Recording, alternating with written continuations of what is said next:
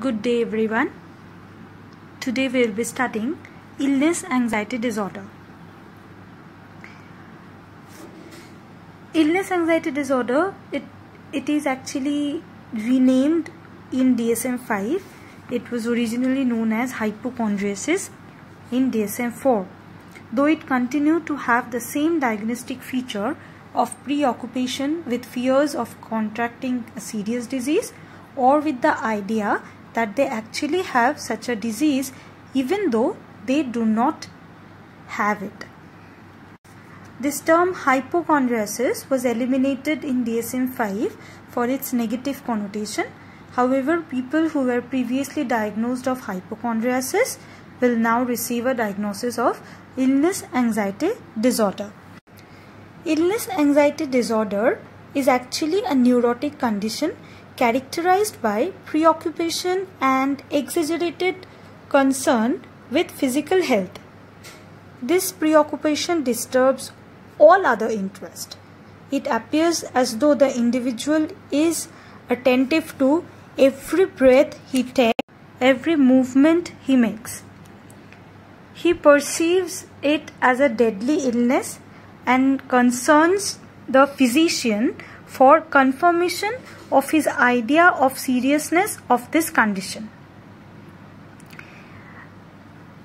Typical is any attempt to make him at ease about his illness makes him more serious.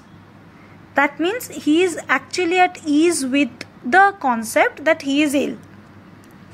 Slightest hint of any danger, for example contamination of food or any disease, it is sufficient to drive the person to complete abstinence from the similar food and situation. Many such persons become walking encyclopedia of health information because most part of the day they actually spend searching the internet, studying about the dangerous diseases, how it can be contaminated, how he can develop such disorders, and they become they generally have information that are detrimental to the health, and they are full to the brim with such informations. So they become like a walking encyclopedia of health information. People with hypochondriasis generally go to various medical doctors with their physical complaints because they are never reassured for long and are inclined to suspect that their doctor has missed something. They sometimes shop for additional doctors, hoping one might discover that their problem really exists. They are actually suspicious of the doctor's ability and they repeatedly seek medical advice. So they are actually out for a doctor shopping. They keep on changing the doctors so that any of the doctors can actually reaffirm or confirm that they really have some disorder. Now, regarding the diagnostic criteria for illness anxiety disorder, there are slight changes from DSM IV to DSM V. In DSM IV, we have preoccupation with fears. The first point is preoccupation with fears of having or the idea that one has a serious disease based on the person's misinterpretation of bodily symptoms. This criterion is maintained in DSM V as well. The second criterion was the preoccupation persists despite appropriate medical evaluation or reassurance. Now this criterion is dropped in DSM V and it has been changed to somatic symptoms are not present, or if present are only mild in intensity. If another medical condition is present or there is a high risk for developing the medical condition, for example if there is a family history, the preoccupation is clearly excessive or disproportionate. Now in DSM IV, in the third category, it was to believe in criterion A is not delusional intensity and is not restricted to circumscribed concern about appearance. This is again dropped in DSM V, and in this and in place of this we have there is high level of anxiety about health, and the individual is easily alarmed about personal health status. In the fourth criterion of DSM IV, preoccupation causes clinically significant distress or impairment in social, occupational or other important areas of functioning. But in DSM V, the fourth criterion is the individual performs excessive health related behaviors like repeated check on the body for the signs of symptoms, signs of illness and signs of symptoms, or exhibits maladaptive avoidance, that is avoidance of doctor appointments and hospitals. Then in DSM IV, the fifth criterion was the duration of the disturbance is at least 6 months. Now this has been changed in DSM V to illness preoccupation is for 6 months, but the specific illness may change over the period of time. That is, the fear of a specific illness, that fear can change over time. However, the preoccupation remains, but the name of the disorder, if any specific disorder is being afraid of, if the person is afraid of a specific disorder, then that name can change. Now, in the last criterion of DSM IV, it was the preoccupation is not better accounted for by generalized anxiety disorder, obsessive compulsive disorder, panic disorder, a major depressive episode, separation anxiety or another somatoform disorder.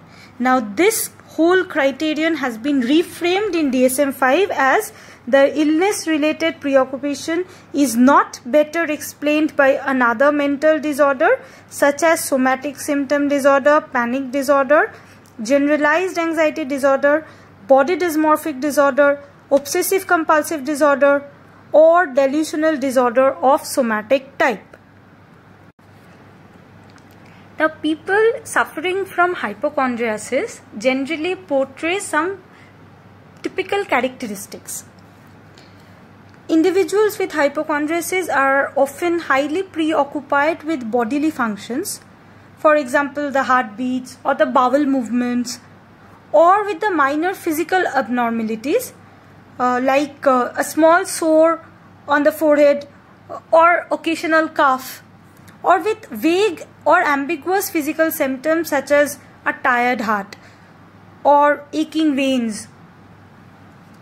So actually, why these are ambiguous? Because what do you mean by a tired heart? A person is tired he has worked the whole day, so he can be tired. It's like, my heart is tired. How can it be? So they might have that vague, ambiguous physical sensations. Like, my hands can pain. So they report like that, my veins are paining. So they attribute these symptoms to a suspected disease and often have intrusive thoughts about it. The diagnoses they make for themselves range from tuberculosis to cancer, exotic infections, AIDS, and whatnot. Any of the disorders can come under their purview of anxiety. They generally have constriction in enjoying life. They live a very constricted world. They live actually in a constricted world of diseased organs and their medications. They have low self-esteem and they are very fearful of establishing close interpersonal relationships also. They prefer to depend on their doctors, and however they have an ambivalence, like they fear close relationships, but at the same time they also want the sympathetic attention from others of their symptoms. They also want others to be attentive to their symptoms, to be sympathetic to their symptoms. They have very high basic anxiety, which is displaced in somatic symptoms. Their attentions are fixed on the tangible area. So what about the drugs? Drugs can be prescribed, and drugs actually can treat the symptoms, but not his conflicts. The underlying conflict that is giving rise to this kind of anxiety, that cannot be treated by drugs.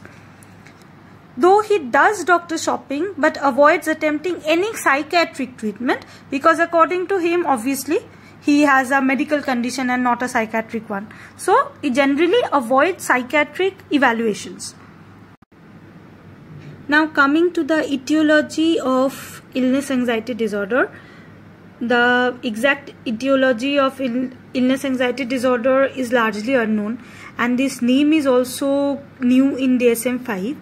However, cognitive behavioral views of hypochondriasis are perhaps the most widely accepted and have a central tenet that this disorder is of cognition and perception. Misinterpretations of bodily sensations are currently defining the feature of the syndrome, but in the cognitive behavioral view, this misinterpretation may also play a causal role. It is believed that an individual's past experience with the illness, be it with him or with any other family member, or he has watched it in a media, so that might lead to the development of a set of dysfunctional assumptions about symptoms and diseases that may predispose a person to develop hypochondriasis. Now, because of these dysfunctional assumptions, individuals with hypochondriasis seem to focus excessive attention on their physical sensations that do not actually differ from those in the normal controls, but their perception about the symptoms are more dangerous. Once they have misinterpreted a symptom, they tend to look for confirming evidence and to discount that evidence that they are in good health. That means they actually want to reaffirm that their anxiety of the illness is actually true and they are actually ill. So they actually are in the constant search of the self-serving evidences that will prove that their fear is actually true. And in fact, they seem to believe that being healthy means being completely symptom-free. That a fit person will never sneeze. It's like that. So all this tends to create a vicious cycle in which their anxiety about illness and symptoms result in psychological symptoms of anxiety, which then provide further fuel for their convictions that they are ill. Now another thought is that was in early 1994, Barsky and his colleagues found that the patients of hypochondriasis reported much childhood sickness. They have experienced sickness when they were young, or they have witnessed somebody to be very ill in their family while growing up or in their vicinity. So they have actually a strong memory of being sick or in pain. Then thirdly, if a person is raised in family where the health anxieties are frequently discussed and encouraged, and parents have disproportionate concern about the health related issues, in those families, illness anxiety disorder might develop in the members of those families, because they are like, they grew up to such anxieties. They have seen their parents of being anxious of the things they do naturally. Don't sit, don't jump on the road, don't play on the ground. So you played on the ground, you're dirty, you'll cough now. So this kind of these are some simple examples. So this type of disproportionate concern about the health related behaviors, this might actually trigger illness anxiety disorder in children later on when they grow up. Then people with underlying anxiety disorder, like general anxiety disorder, are also at an increased risk of developing illness anxiety disorder. So coming to the end of the topic, some of the disorders are to have being differentially diagnosed. That is, to diagnose it as only illness anxiety disorder and not any other condition. So at the initial assessment, it should actually rule out any general medical condition, and the list of the different diagnoses of disorders include general anxiety disorder, body dysmorphic disorder, delusional disorder of somatic type, obsessive compulsive disorder, and somatic symptom disorder. Now, this is all about illness anxiety disorder or hypochondriasis. So if you have any doubts, you can comment below or you can reach out to me directly. Thank you, class.